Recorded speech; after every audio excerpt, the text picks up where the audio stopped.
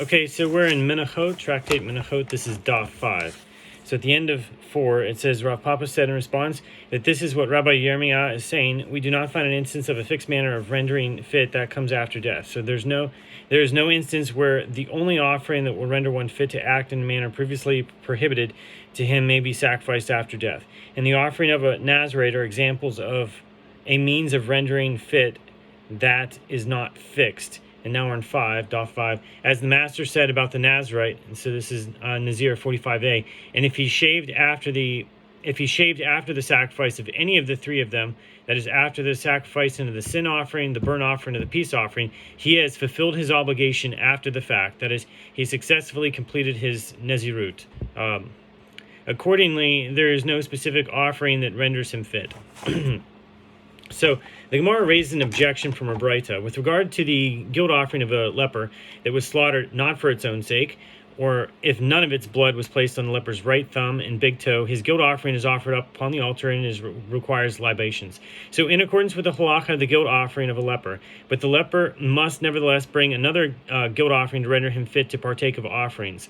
So this Braita is a conclusive refutation of the statement of Rav, who said that the guilt offering of a leper that was slaughtered not for its own sake is entirely disqualified because it did not render the leper fit. So the Gemara returns to the discussion concerning the Omer meal offering.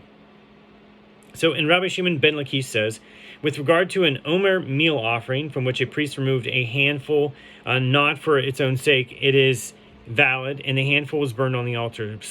But its remainder may not be consumed by the priest until a priest brings another Omer meal offering on the same day and thereby permits the first offering for consumption, as the prohibition against consuming the new crop remains in effect. The Gemara asks, but if its remainder may not be consumed by the priest until they bring another Omer meal offering, how can the handful removed from this Omer meal offering be sacrificed upon the altar?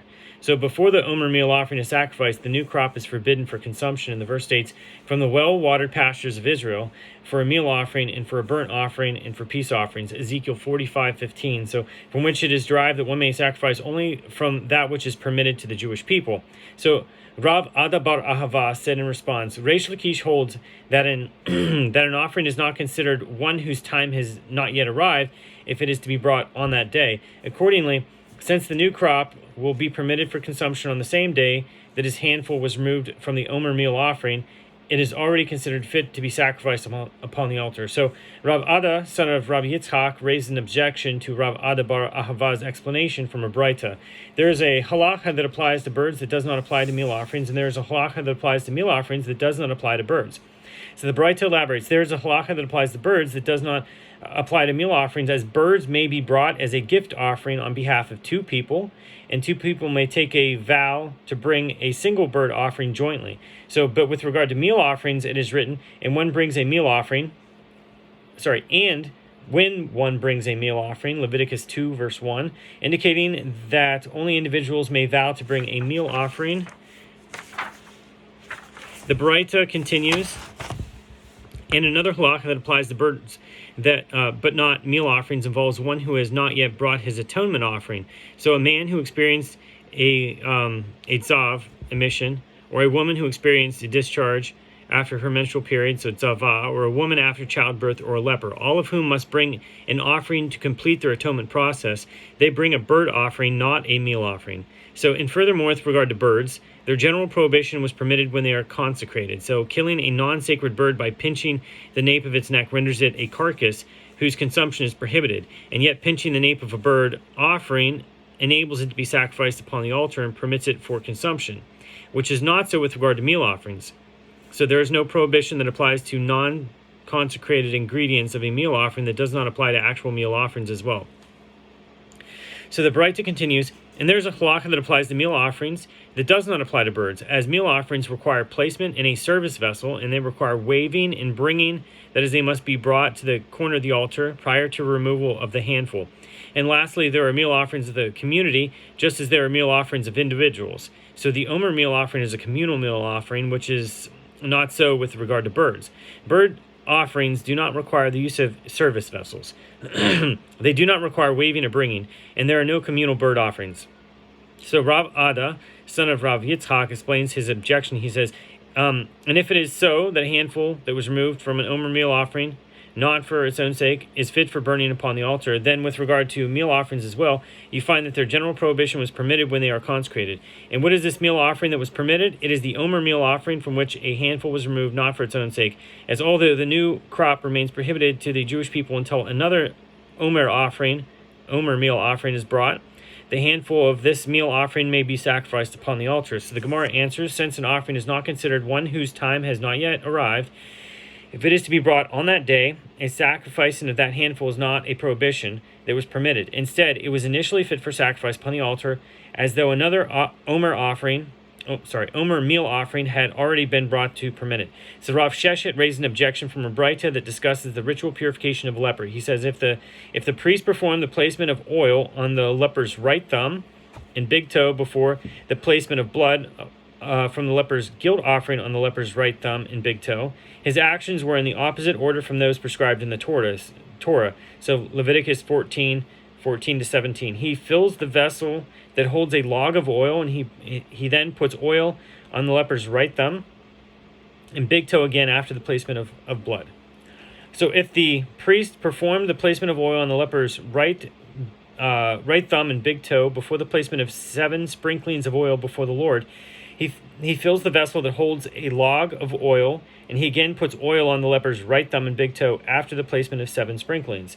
So Rav Sheshet explains his objection. He says, if you say that an offering is not considered as one whose time has not yet arrived, if it is to be brought on that day, then why would the priest place the oil on the leper's right thumb and big toe again? So what he performed, he already performed. Since the oil was going to be placed on the leper's right thumb and big toe on that day, the placement should be valid even when done out of order.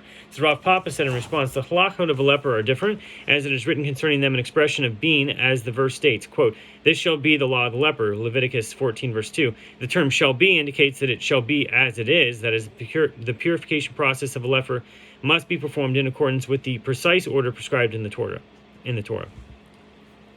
So Rav Papa raised an objection from a Braita. If the priest performed the slaughter of a leper's sin offering before the slaughter of his guilt offering, the priest's actions were in the opposite order from those prescribed in the Torah. So Leviticus 14:13-19. So there should not be another priest stirring the blood of the leper's sin offering to prevent it from congealing, in order that his guilt offering may be slaughtered and its blood sprinkled before the blood of his sin offering. Rather, the sin offering is left until its form decays, that is, until the next morning, at which point it is definitely disqualified due to remaining in the temple overnight and can be taken out to the place designated for burning. So the objection is as follows. If an offering that is to be brought on that day is not considered one whose time has not yet arrived, why must this sin offering be left to decay? It should be considered as though it was slaughtered after the guilt offering. The Gemara asks, why does Rav Papa raise this objection? But isn't it Rav Papa himself who said, the halachot of a leper are different, as it is written concerning them an expression of being, which indicates that the order of slaughter of a leper's offering must be preserved. Rather, this is what is difficult to Rav Papa from the Braita. You can say that this statement, in the halacha, that the order is indispensable to the purification process of a leper, applies only to a sacrificial rite, whereas the act of slaughter is not considered a rite. And if an offering is not considered one whose time has not yet arrived, if it is to be brought on that day, then another priest should be stirring the blood of the leper's sin offering to prevent it from congealing, and a priest should sacrifice the guilt offering and present its blood in the meantime, and afterward he should sacrifice the sin offering. So rather, Rav Papa said this is the reason Reish Lakish, of Reish Lakish, who said that the handful of an Omer meal offering that was removed not for its own sake is valid and may be burned upon the altar. It is that he holds that the illumination of the eastern horizon on the morning of the 16th of Nisan prevents the new crop to the Jewish people even before the Omer meal offering is sacrificed. As Rabbi Yochanan and Reish Lakish both say, even when the temple is standing, the illumination of the eastern portion permits the new crop. So the Gemara notes, and this statement of Reish Lakish was not stated explicitly, rather it was stated by inference. That is, it is evident from a different statement of Reish Lakish that this is his opinion. So as we learned in the Mishnah, so 68b, one may not bring a meal offering, the first fruits, or the meal offering brought with the libation accompanying an animal offering from the new crop prior to the sacrifice of the Omer. So the Gemara interrupts a citation of the Mishnah to add that the reason is that we require that an offering be from, quote, from the well-watered pastures of Israel. So it must be brought from that which is permitted to the Jewish people, and the new crop has not yet been permitted to them. So the Mishnah concludes, and if he brought these offerings from the new crop, they are unfit. So the Mishnah continues, after the Omer, but prior to the 2 loaves, one may not bring those offerings from the new crop. The Gemara explains that this is because the 2 loaves are called first fruits, and therefore they should precede all the other offerings from the new crop. So the Mishnah adds, but if you brought those offerings from the new crop, they are fit. So in Rav Yitzchak says, that Reish Lakish says, the sages taught that a meal offering that was brought from the new crop before the Omer meal offering is qualified only if it was brought on the 14th or on the 15th of Nisan. But if it was on the 16th, and then even if he brought it prior to the Omer meal offering, it is valid. He continues, and this statement poses difficulty for me. Why should meal offerings be valid when sacrificed on the 16th if they were sacrificed before the Omer meal offering? Let them be considered like the offerings whose time has not yet arrived. The Gemara comments, apparently Reish Lakish holds that the illumination of the eastern horizon permits the new crop. So the Gemara previously cited the opinion of Rav that an Omer meal offering from which a handful was removed not for its own sake is disqualified. So the Gemara also cited the opinion of Reish Lakish that this meal offering is valid, but another meal offering is necessary to permit the new crop for consumption. And Rava says, with regard to an Omer meal offering from which the priest removed a handful not for its own sake, it is valid and its remainder is consumed. And if it does not require another Omer meal offering to permit it for consumption, the reason is that improper intent is effective to disqualify an offering only when it is expressed by one who is fit for the temple service, and with regard to an item that is fit for the temple service and in a place that is fit for the temple service. So Rava elaborates, the condition that improper intent disqualifies only when expressed by one who is fit for the temple service serves to exclude the intent of a blemished priest who is disqualified from performing the temple service. The condition that it disqualifies only when expressed with regard to an item that is fit for the temple service serves to exclude an Omer meal offering, which is generally unfit for the temple service, as it is a novelty in that it is brought from barley, whereas most meal offerings are brought from wheat. And finally, the condition that it disqualifies only when expressed in a place that is fit for the temple service serves to exclude sacrificial rites that were performed with improper intent while the altar was damaged. At such time, improper intent does not disqualify an offering, and therefore, if the altar is repaired on the same day, the offering may be sacrificed upon the altar. So the Gemara discusses the prohibition against sacrificing an item that is prohibited to the Jewish people. The sages taught in a Braita, it is derived from a passage in the Torah that discusses burnt offerings. You shall bring your offerings from the cattle, even from the herd or from the flock. Leviticus 1, verse 2.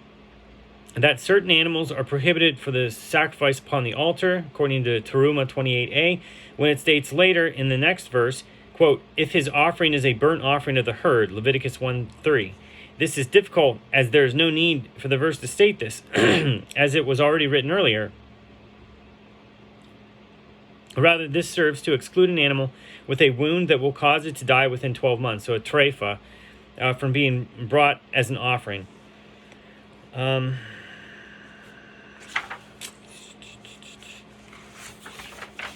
Okay, the Braita questions the need for this deviation, but could this not be derived through an a fortiori inference? And if a blemished animal, which is permitted to an ordinary person for consumption, is nevertheless prohibited as an offering for the Most High, then certainly with regard to a treifa, which is forbidden to an ordinary person for consumption, Exodus 22, verse 30, is it not logical that it is prohibited for the Most High? The Braita responds, Chelev, or fat, and blood prove that this is an a fortiori inference is not valid, as they are forbidden to an ordinary person and they are permitted for the Most High. So the Braita rejects this suggestion. What is notable about Chelev and dam, fat and blood? They are notable in that they come from an item that is generally permitted. So the animal from which they come is itself permitted for consumption. Will you say the same with regard to a treifa, which is entirely forbidden for eating, and therefore should not be permitted for the Most High? The Braita responds, the pinching of bird offerings will prove that one cannot derive by means of an A42 inference that a treifa is disqualified, as a bird killed by the pinching of its nape is also entirely forbidden, and yet, although it is forbidden for consumption to an ordinary person, as it is rendered a carcass, it is nevertheless permitted for the Most High, as bird offerings are killed by the pinching of their napes. The verse is therefore necessary to disqualify a treifa. The Braita rejects this suggestion as well. It says, what is notable about pinching? It is notable in that its sanctity prohibits it. Only at the time when it becomes a sanctified for the altar does it become prohibited for consumption to an ordinary person, which is at the time of its pinching. But before this time, it is not yet prohibited to an ordinary person for consumption. So this is not the case with regard to a treifa, as its sanctity does not prohibit it for consumption, since it is always prohibited to eat. Accordingly, by logical inference alone, one can arrive at the conclusion that a treifa should not be permitted for the Most High. So the Braita concludes with a statement that will soon be explained, and if you have responded, that is, if you succeeded in rejecting the A42 inference, then when the verse states later, of the herd, Leviticus 1:3, as there is no need for the verse to state this phrase, it serves to exclude a treifa. The Gemara asks, what response is alluded to by the statement, if you have responded? The conclusion of the Braita had indicated that the A42 inference must be accepted. The Gemara cites several suggestions for which it provides the following mnemonic.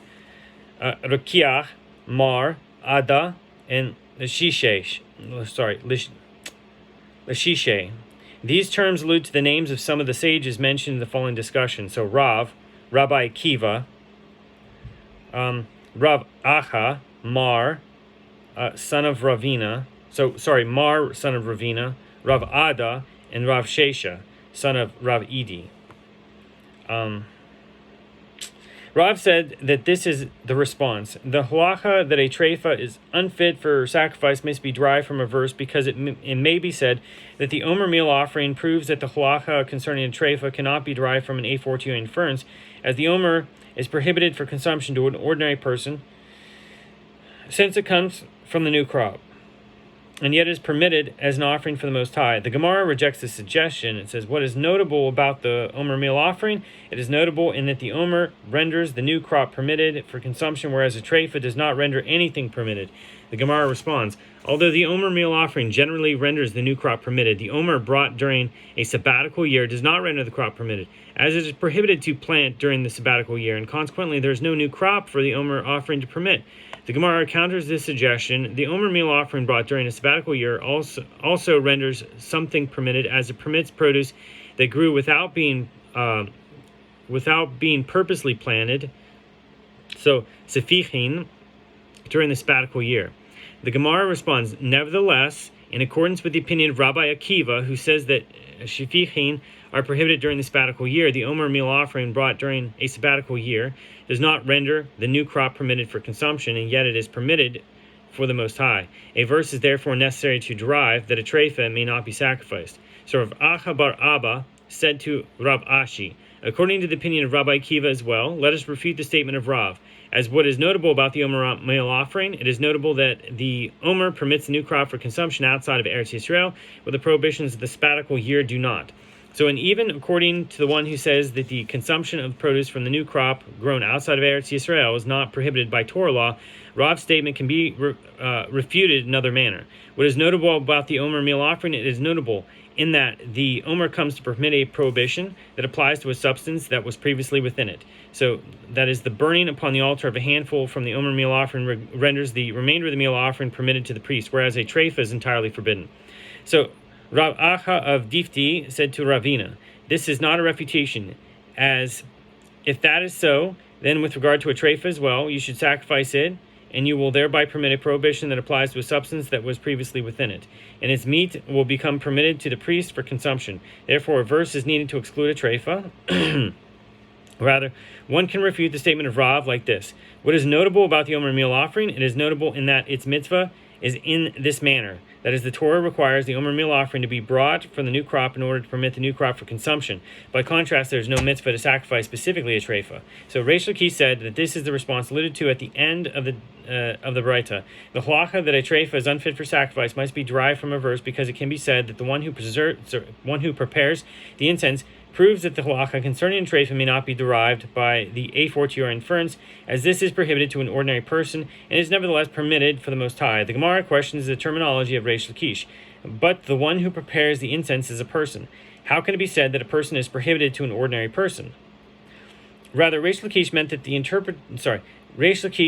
the preparation of the incense proves it as it is prohibited to prepare the incense mixture for use by an ordinary person, Exodus 30, verse 37, yet it is permitted to do so for the Most High. The Gemara refutes this claim. What is notable about the preparation of the incense? It is notable in that its mitzvah is in this manner. By contrast, there is no mitzvah to sacrifice specifically a treifa. So, Mar, son of Ravina, said that this is the response to the Braita. The halacha that a treifa is unfit for sacrifice must be derived from a verse, because it can be said that Shabbat proves that the halacha concerning a treifa cannot be derived by an a fortiori inference, as it is prohibited for an ordinary person to perform labor on Shabbat, and yet the labor involved in the temple service is permitted on Shabbat for the Most High. Without the verse, one might similarly conclude that a treifa is permitted for the Most High despite the fact that it is prohibited for consumption.